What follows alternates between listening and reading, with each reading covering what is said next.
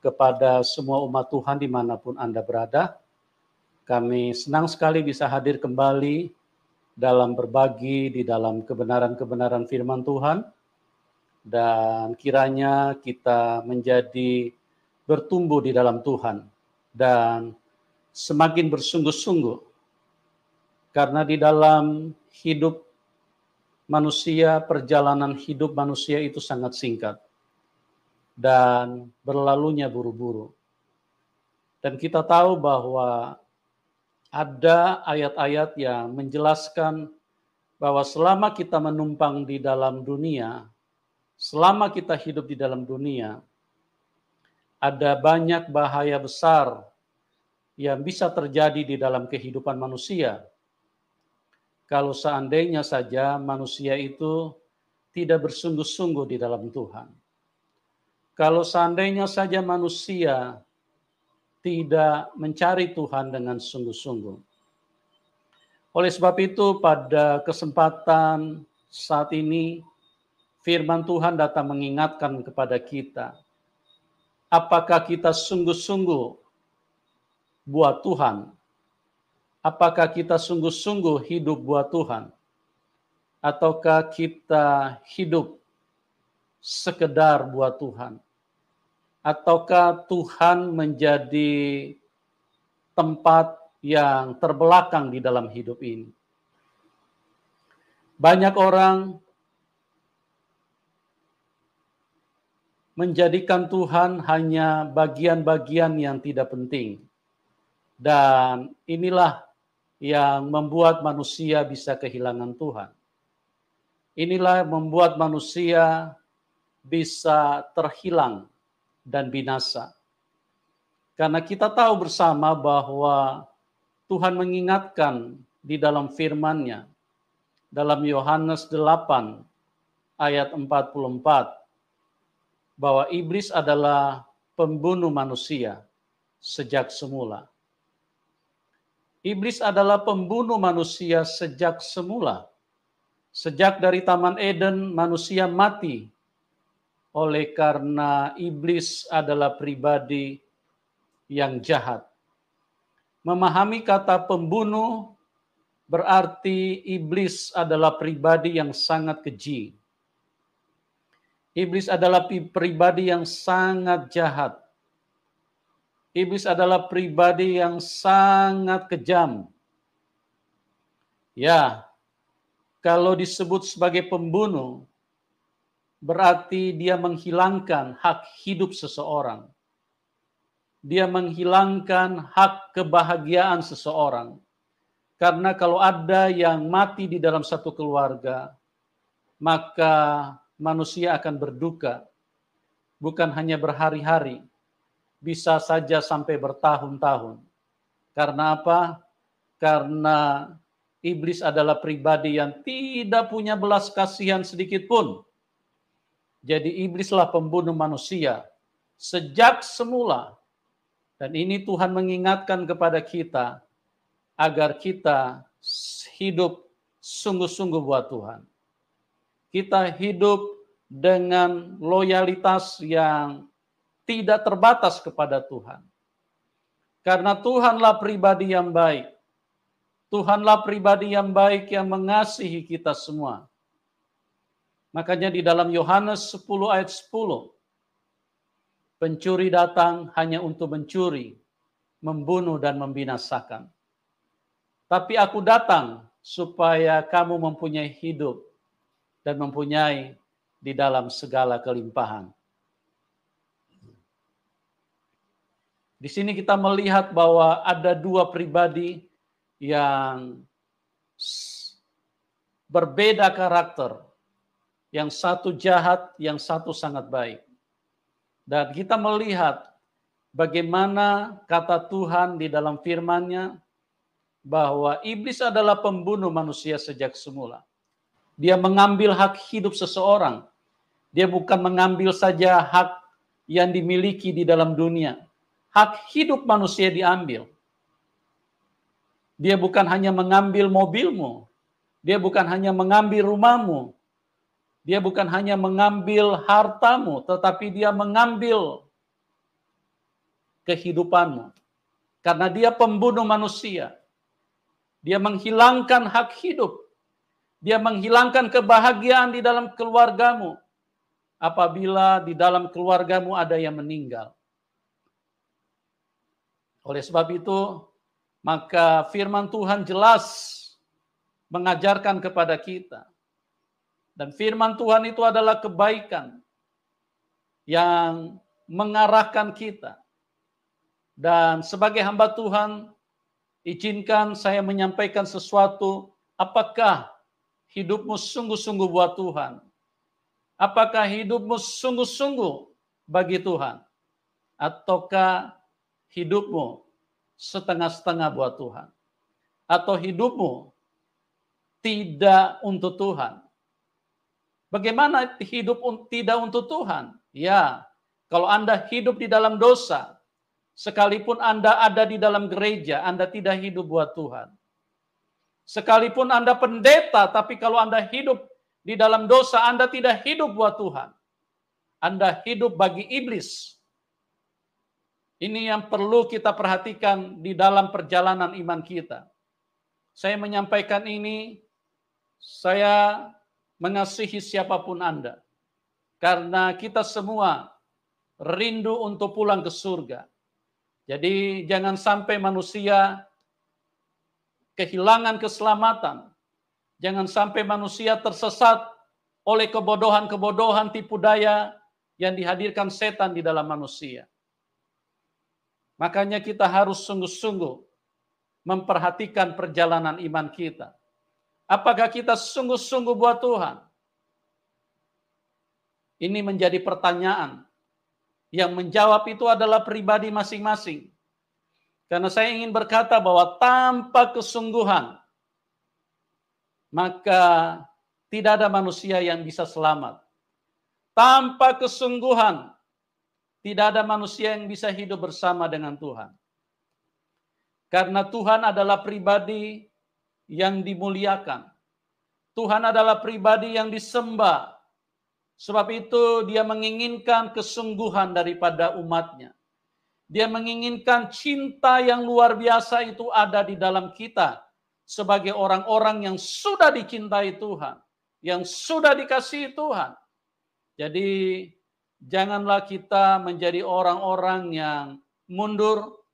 Tetapi biarlah kita menjadi orang-orang yang semakin hari, semakin serius, semakin hari, semakin bersungguh-sungguh buat Tuhan. Sebab apa? Sebab kalau kita sungguh-sungguh buat Tuhan, yang terima upahnya juga kita sendiri. Bukan orang lain yang terima upahnya. Kalau engkau mengasihi Tuhan, kalau engkau rindu, engkau cinta kepada Tuhan, maka engkaulah yang menerima upahnya. Bukan orang lain. Kalau saya melakukannya, sayalah yang akan menerima upahnya, bukan orang lain. Saya sebagai hamba Tuhan hanya menyampaikan pesan-pesan Tuhan. Sebab apa? Sebab Tuhan merindukan manusia hidup di dalam kesungguhan buat Tuhan. Ya, Tuhan Yesus mengasihi kita semua. Kita melihat satu contoh, satu fenomena hidup. Sedangkan orang yang sungguh-sungguh juga bisa tergeletak. Sedangkan orang yang sungguh-sungguh saja bisa mengalami pasang surut imannya. Apalagi orang yang tidak sungguh-sungguh. Kita melihat bagaimana Adam dan Hawa. Adam dan Hawa adalah manusia yang hidup bersama Tuhan. Manusia yang berbicara berhadapan muka dengan Tuhan. Manusia yang mendengar suara Tuhan secara audible di telinga mereka. Secara langsung terdengar suara Tuhan. Ya, mereka ada di Taman Eden. Taman yang penuh dengan sukacita. Taman itu berbicara sesuatu yang membahagiakan. Suasana yang begitu menyenangkan. Tapi kita melihat di sini. Orang yang hidup di kondisi seperti itu saja, mereka bisa jatuh di dalam dosa. Mereka bisa terseret oleh dosa, di mana mereka akhirnya mengikuti iblis.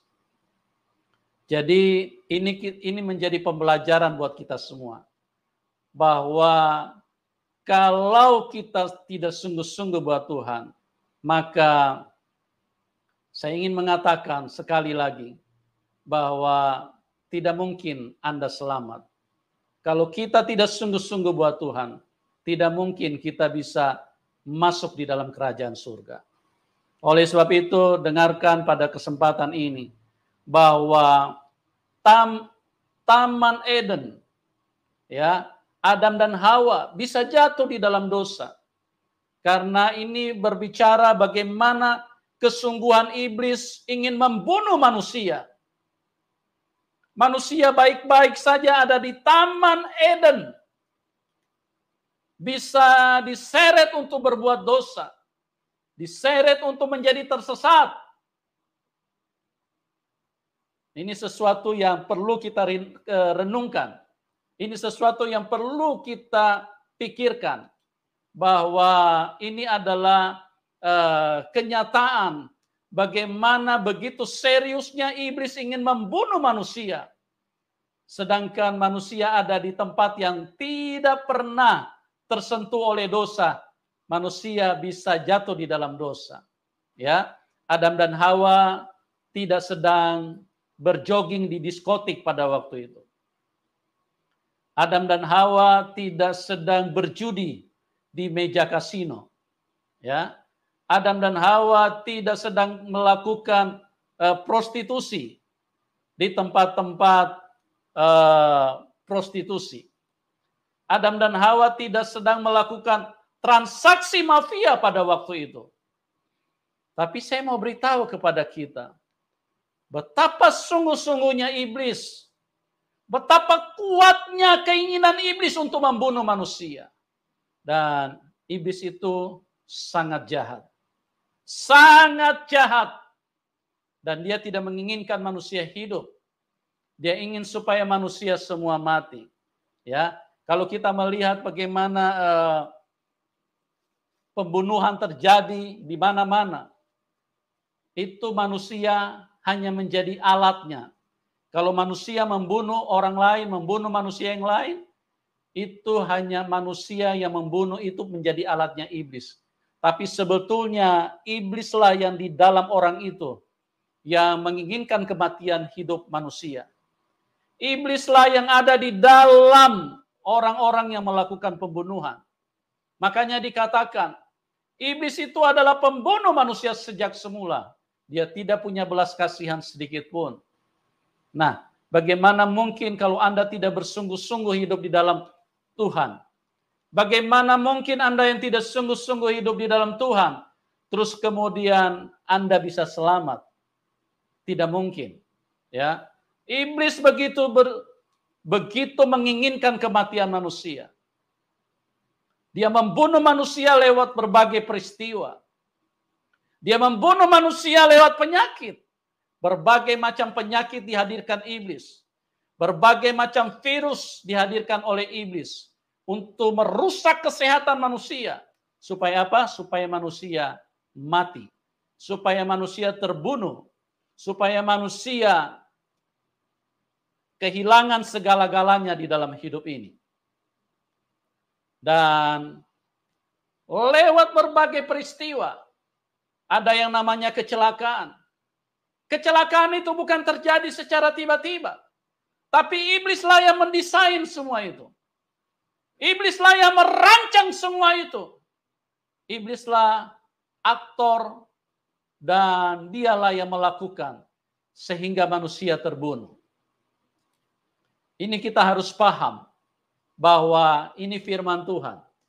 Semuanya tertulis di dalam firman Tuhan dan jelas, ya. Dia munculkan segala macam kecelakaan di dalam hidup manusia. Kecelakaan pesawat, kecelakaan mobil, kecelakaan kereta, kecelakaan kapal, kecelakaan apa lagi? Semua kecelakaan, bahkan kecelakaan di darat, Anda lagi berjalan terpeleset jatuh, iblislah yang melakukan semua itu. Karena firman Tuhan sudah berkata, iblis adalah pembunuh manusia sejak semula. Dalam Yohanes 10 ayat 10, pencuri datang hanya untuk mencuri, membunuh, dan membinasakan. Di sini kita melihat bahwa jelas bagaimana iblis ini adalah pribadi yang sangat jahat, yang sangat kecil, yang sangat berbahaya buat manusia. Apakah mungkin manusia bisa selamat tanpa Tuhan? Apakah mungkin manusia bisa selamat tanpa bersama Tuhan? Tidak mungkin. Ya, tidak mungkin manusia bisa selamat. Dan iblis sekali lagi adalah otak, dia adalah pelaku dari segala kematian. Dia hilangkan hak hidup. Dia menghilangkan kebahagiaan di dalam manusia. Hak sukacita, hak kebahagiaan. Kalau di dalam iblis tidak ada hak asasi manusia. Ya, di dalam dunia ini mungkin masih banyak orang yang berteriak-teriak hak asasi manusia. Tapi saya mau berkata, di dalam iblis tidak ada hak asasi. Iblis tidak kenal hak asasi manusia. Manusia boleh berjuang, berteriak-teriak di segala bangsa, hak asasi, hak asasi. Tapi saya mau beritahu, manusia tidak bisa melawan kejahatan iblis. Karena apa? Karena yang paling diinginkan oleh iblis adalah supaya manusia punya kehidupan mati. Artinya semua hakmu diambil. Hak hidup, hak makan. Kalau manusia hidup kan dia makan-makan. Ya, dia bisa melakukan kumpul keluarga. Dia bisa melakukan bersenang-senang dengan keluarga, bercanda. Semua itu diambil oleh iblis. Kalau Anda sudah mati, sudah tidak ada itu. Dicabut sama iblis. Semua hakmu diambil. Oleh sebab itu, mari renungkan bahwa kita perlu Tuhan. Kita perlu yang namanya kebersamaan bersama Tuhan. Kita perlu sungguh-sungguh hidup buat Tuhan. Jangan lagi kita hidup dengan keangkuhan. Jangan lagi kita merasa kita sehat. Jadi untuk saat ini kita tidak perlu Tuhan. Anda keliru. Satu virus saja iblis masukkan di dalam tubuhmu, Anda sudah kelepar-kelepar, Anda mungkin bisa mati. Karena apa? Karena iblis ini sangat jahat. Jangan hidup hanya berdasarkan, oh saya punya pendidikan tinggi. Saya adalah orang yang belajar di dalam dunia kesehatan. Atau mungkin Anda berkata, saya dokter. Saya ingin berkata, sekalipun Anda S3 di dalam dunia kesehatan, di dalam dunia kedokteran, kalau penyakit masuk di dalam hidupmu, Anda tidak bisa bertahan. Karena hanya Tuhanlah yang bisa menolong hidup manusia. Saya melihat ada begitu banyak dokter yang mati muda. Karena apa? Karena kesehatan bukan dijamin berdasarkan pendidikan. Kesehatan tidak menjamin karena engkau rajin makan makanan bergizi. Tapi kesehatanmu, perlindunganmu itu hanya berasal dari Tuhan. Perlindungan kita hanya berasal dari Tuhan. Dan keselamatan kita, kesehatan kita juga tidak menjamin karena banyaknya uang yang kita miliki. Ya, kita bisa beli banyak makanan, tetapi itu tidak bisa membuat kita sehat selalu. Karena namanya hidup ini perlu sungguh-sungguh. Seperti yang saya katakan di awal tadi, bahwa iblis adalah pembunuh manusia sejak semula. Setiap hari kita seharusnya sadar, kita berhadapan dengan kengerian yang luar biasa. Anda tolong renungkan sejenak. Ada beberapa kali di Indonesia karena kesalahan, karena kasus hukum, maka orang-orang harus ditembak mati, harus dihukum mati. Dan pada saat vonis hukuman mati dijatuhkan kepada narapidana, maka mereka akan semakin gelisah di dalam hidup ini.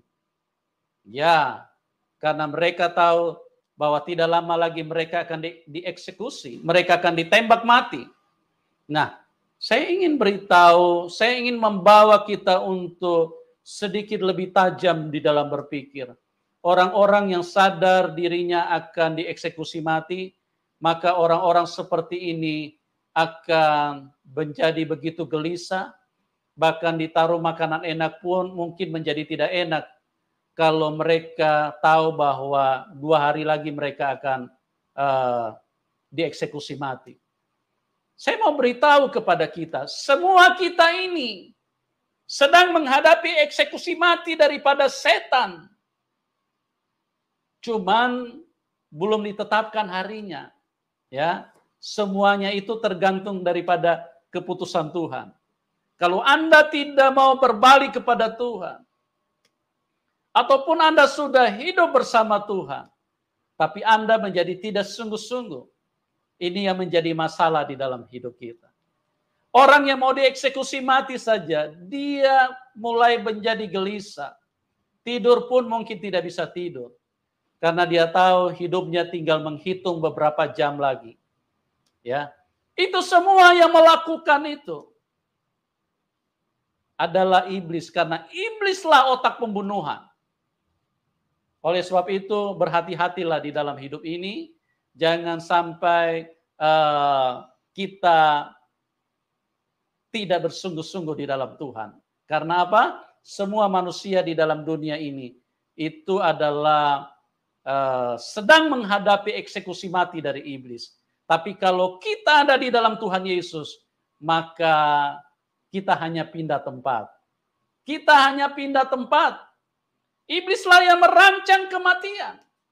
Iblislah yang merancang semua yang bersifat menghilangkan hak hidup seseorang. Jadi hak hidup manusia, hak hidupmu diambil dan Anda tidak memiliki hak hidup. Jangankan hak punya rumah, kalau Anda sudah mati, itu semua dicabut, hilang hak hidupmu, ya. Semua itu hakmu dicabut semua. Siapa yang mencabut itu? Setan. Ya, karena manusia tidak bisa melawan setan. Hanya Tuhan yang bisa melawan setan. Karena setan ini terlalu kuat buat kehidupan manusia.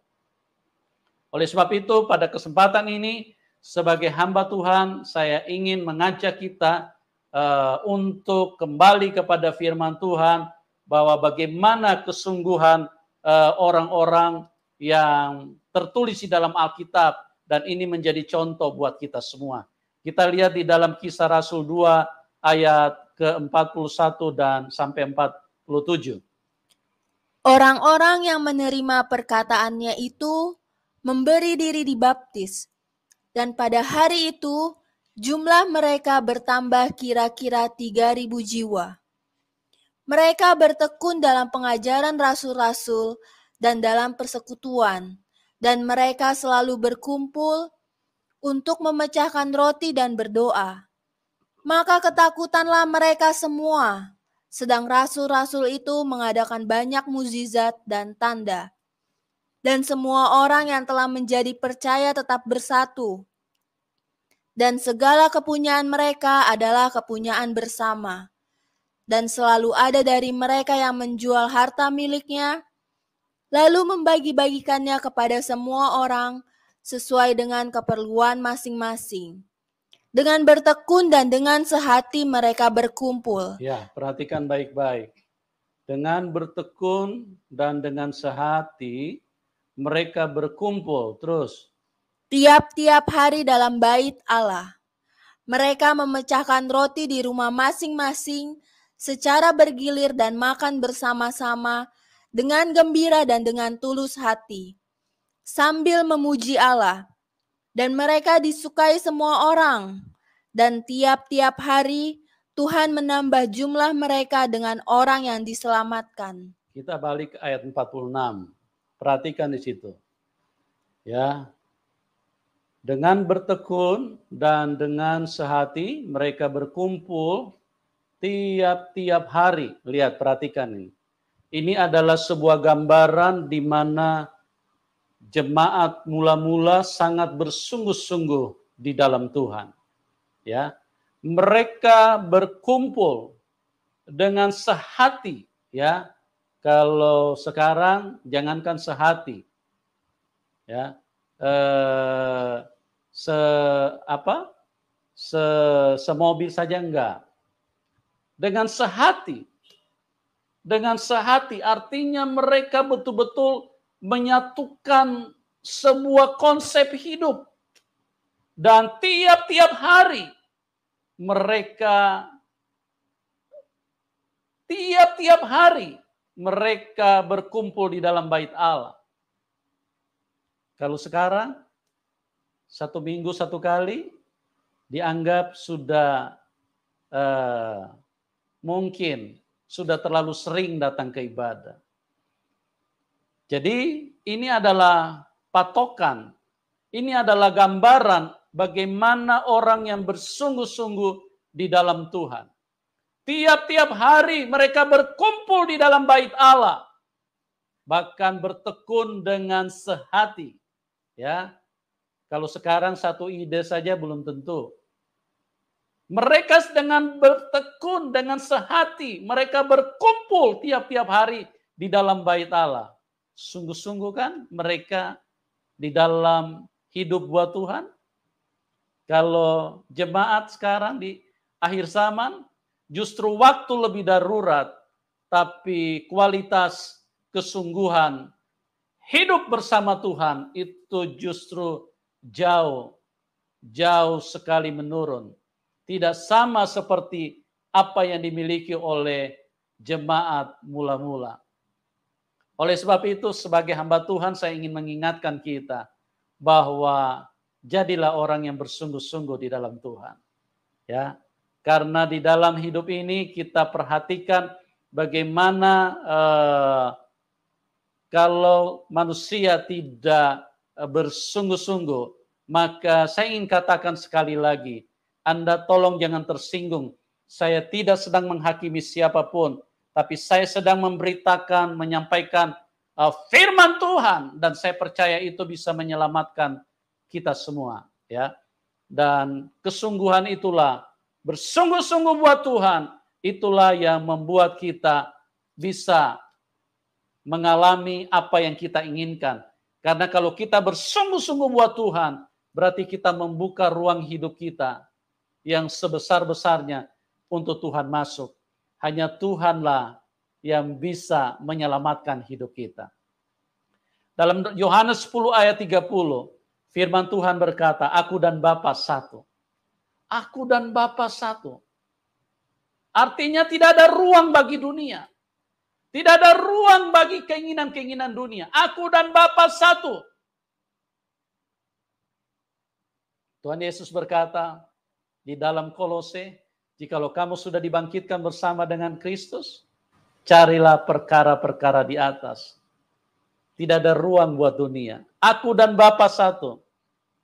Hanya dengan cara seperti inilah, maka kita bisa mencapai kemenangan. Kita bisa masuk dalam kerajaan Tuhan. Kita lihat apa yang dinasihatkan Paulus di dalam 1 Korintus 7. Aku berpendapat bahwa mengingat waktu darurat sekarang adalah baik bagi manusia untuk tetap dalam keadaannya. Adakah engkau terikat kepada seorang perempuan? Janganlah engkau mengusahakan perceraian. Adakah engkau tidak terikat pada seorang perempuan? Janganlah engkau mencari seseorang. Tetapi kalau engkau kawin, engkau tidak berdosa. Dan kalau seorang gadis kawin, ia tidak berbuat dosa. Tapi orang-orang yang demikian akan ditimpa kesusahan badani, dan aku mau menghindarkan kamu dari kesusahan itu. Saudara-saudara, inilah yang kumaksudkan, yaitu waktu telah singkat. Karena itu dalam waktu yang masih sisa ini, orang-orang yang beristri harus berlaku seolah-olah mereka tidak beristri. Ya, perhatikan baik-baik. Inilah saudara-saudara, inilah yang kumaksudkan, yaitu waktu telah singkat. Waktu telah singkat. Ya. Karena itu dalam waktu yang masih sisa ini, orang-orang yang beristri haruslah berlaku seolah-olah mereka tidak beristri. Ya. Karena apa? Karena ini menunjukkan bahwa nasihat Paulus, kita harus sungguh-sungguh buat Tuhan. Kita tidak fokus kepada hal-hal dunia. Kita tidak fokus kepada hal-hal daging. Karena waktu sangat singkat. Dan sekali lagi, hanya orang yang bersungguh-sungguh memikirkan keselamatan. Hanya orang yang bersungguh-sungguh memikirkan bagaimana mereka hidup bersama dengan Tuhan. Hanya orang yang bersungguh-sungguh yang hidup bagi Tuhan, hanya merekalah yang mempunyai kesempatan untuk pulang di dalam kerajaan surga. Tanpa kesungguhan, tanpa Anda hidup bersama dengan Tuhan. Mohon maaf, sekali lagi saya tidak menghakimi siapapun. Firman Tuhan yang mengatakan, Anda tidak mungkin selamat. Karena apa? Karena iblis itu sangat jahat. Iblis itu sangat jahat. Sedangkan Anda yang sungguh-sungguh saja bisa disesatkan oleh iblis. Anda yang sungguh-sungguh saja, Anda bisa juga terhilang kalau hidupmu tidak konsisten. Hidupmu tidak komitmen. Hidupmu tidak mempertahankan seperti apa yang Tuhan mau di dalam hidup. Jadi orang yang beristri berlaku seperti seolah-olah tidak beristri. Ya, kalau sekarang sudah punya istri, cari sampingan. Kalau sekarang orang yang punya istri, cari di bawah tangan. Kalau sekarang orang yang punya istri, nah inilah hal-hal yang beginilah membuat manusia, membuat Anda tidak layak di hadapan Tuhan. Oke, kita lihat ayat selanjutnya, 30. Dan orang-orang yang menangis seolah-olah tidak menangis, dan orang-orang yang bergembira seolah-olah tidak bergembira, dan orang-orang yang membeli seolah-olah tidak memiliki apa yang mereka beli. Ya, ini luar biasa, sangat serius ya. Orang-orang yang menangis seolah-olah tidak menangis. Tidak usah fokus dengan kesedihanmu. Ya, sayang diri, cuma bersedih karena hidupmu mungkin tidak seperti yang Anda harapkan. Tidak orang-orang yang bersedih seperti seolah-olah tidak bersedih. Terus maksudnya apa, Pak? Maksudnya Anda hidup bagi Tuhan. Hidup bagi Tuhan itulah yang harus kita sungguh-sungguh lakukan. Ya, tidak perlu terlalu fokus terhadap keinginan kita belum tercapai, terus menangis sampai keluar air mata 1 liter. Tidak usah begitu. Hiduplah sungguh-sungguh buat Tuhan. Karena kalau engkau hidup sungguh-sungguh buat Tuhan, maka engkau akan menjadi orang yang berbahagia. Karena apa? Karena yang menerima upahnya itu adalah dirimu juga, bukan orang lain yang terima upahnya. Tapi kalau engkau tidak sungguh-sungguh buat Tuhan, maka yang bahaya juga adalah dirimu. Dan kita lihat ayat ini. Orang yang bergembira seolah-olah tidak bergembira. Ya, artinya kalau engkau lagi senang, tidak usah lagi fokus kepada kesenangan karena lagi naik jabatan, ya, atau mungkin lagi naik gaji. Tidak usah terlalu bergembira dengan hal-hal begitu, ya. Tapi hidup bersama Tuhan dengan sungguh-sungguh itulah yang jauh lebih penting di dalam hidup kita. Dan orang-orang yang membeli seolah-olah tidak memiliki, ya. Orang-orang yang membeli seolah-olah tidak memiliki apa yang mereka beli. Artinya tidak usah fokus dengan hal-hal yang duniawi. tapi fokuslah bagaimana Anda bisa hidup sungguh-sungguh dengan Tuhan. Ayat 31. Pendeknya, orang-orang yang mempergunakan barang-barang duniawi seolah-olah sama sekali tidak mempergunakannya. Sebab dunia seperti yang kita kenal sekarang akan berlalu. Ya, pendeknya orang-orang yang mempergunakan barang-barang duniawi seolah-olah sama sekali tidak mempergunakannya. Sebab dunia seperti yang kita kenal sekarang akan berlalu. Ya, kita tahu bersama bagaimana Tuhan ingin supaya kita fokus kepada hal-hal yang roh, bukan hal-hal jasmani. Karena kita tahu bahwa dunia sekarang akan berlalu. Kita kenal sekarang akan berlalu. Jadi tidak usah hatimu kepada hal-hal yang ada di dalam dunia ini. Banyak orang yang hidup tidak sungguh-sungguh buat Tuhan. Dan mereka nanti akan bersungguh-sungguh kalau dokter sudah angkat tangan. Nah, ini juga menjadi masalah. Saya ingin katakan, kalau saya sendiri, kalau orang bertanya, kira-kira orang begitu akan diselamatkan, Pak? Saya bilang, saya serahkan aja. Kita serahkan saja kepada Tuhan, ya. Karena Tuhanlah yang punya keputusan. Tuhanlah yang memberikan apa yang pantas buat kehidupan manusia. Karena apa? Karena biasanya orang yang nanti sudah dokter vonis sudah angkat tangan baru mereka mau cari Tuhan, ya. Ada orang yang sampai jari-jarinya sudah putus pada waktu itu baru dia mau dibaptis. Dia kena diabetes, jari-jarinya sampai putus, daging-dagingnya sampai copot. Nah, baru dia mau dibaptis. Terus orang bertanya, apakah orang ini bisa diselamatkan? Ya, kita serahkan saja sama Tuhan.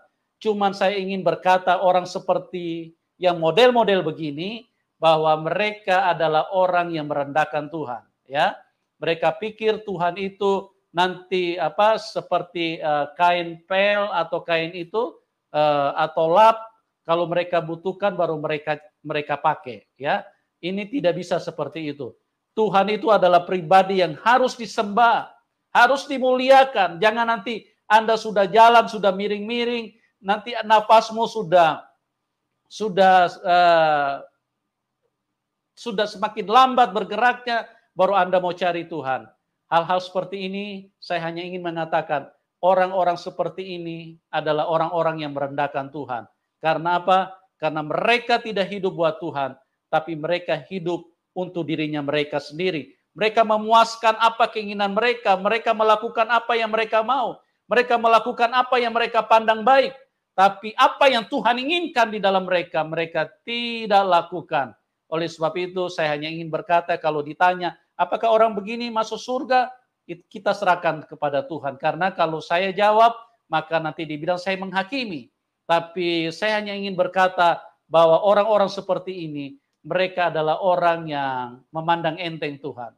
Mereka menganggap Tuhan itu tidak ada, mereka menganggap Tuhan itu tidak penting, nanti mereka sudah tidak berdaya, mereka sudah sadar, nanti di masa-masa kritis, mereka sadar bahwa mereka sudah mau mati. Karena apa? Karena disitulah manusia baru mau cari Tuhan. Dan Tuhan ingin supaya kita semua mencari Tuhan dengan sungguh-sungguh, hidup bagi Tuhan dengan sungguh-sungguh. Tuhan Yesus memberkati kita semua, dan salam kemenangan buat kita semua. Amin.